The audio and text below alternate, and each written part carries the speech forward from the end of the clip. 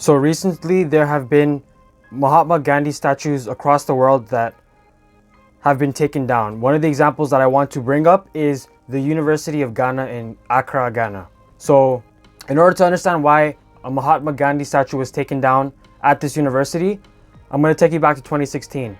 So back in 2016, professors at the University of Ghana, they started a petition to take down Gandhi because he did have anti-black views earlier in his life, and they thought that we should be replacing the statue with black people who are actually leaders and who are fighting for our cause directly. So they actually did end up taking the statue down. Also in Malawi, they were thinking of putting up a Gandhi statue, but due to ongoing pressure on social media, they scrapped that plan. Recently, in Carleton University at Ottawa, there's also a statue at the campus, right? And there has been a petition that's been started by, I believe, a former black student at Carleton, right? And the people that started the petition to have it removed, they are expressing similar sentiments as the people in Ghana at the university who took it down. And again, they were saying that it's given our increased, like racial tension, if you can call it that right now at this point, it makes total sense for us to take down the Gandhi statue because of the anti-black views he held. So that's an ongoing thing that's happening right now, and I'm not sure about the current state of this petition, but my whole point of this video is that I want to talk about Gandhi's backstory, because I feel like his legacy has been kind of whitewashed in some aspects, and I kind of want to tell you guys some of the untold parts about his legacy. So first of all, right off the bat, it is true. Mahatma Gandhi was absolutely a racist in the early parts of his life.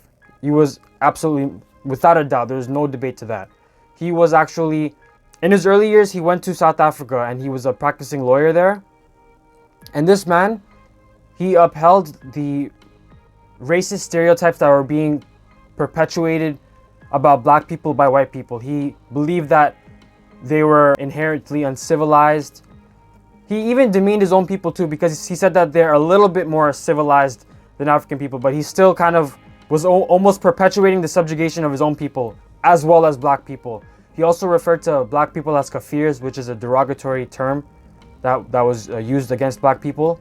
In 1905, there was a plague in Durban, South Africa, and he was saying that this plague that was going on was because there was a slum in South Africa, right? I think it's called the Coolie location.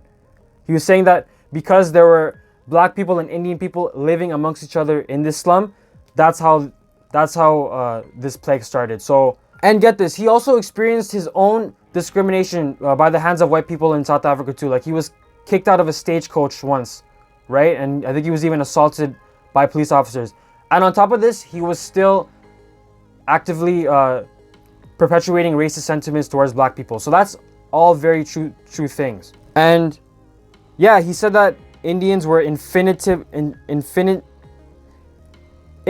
superior to African people, to black people rather. And it's true that, yeah, he did fight for unjust laws to be repealed and things of that, but he only wanted society to be just for Indian people in South Africa.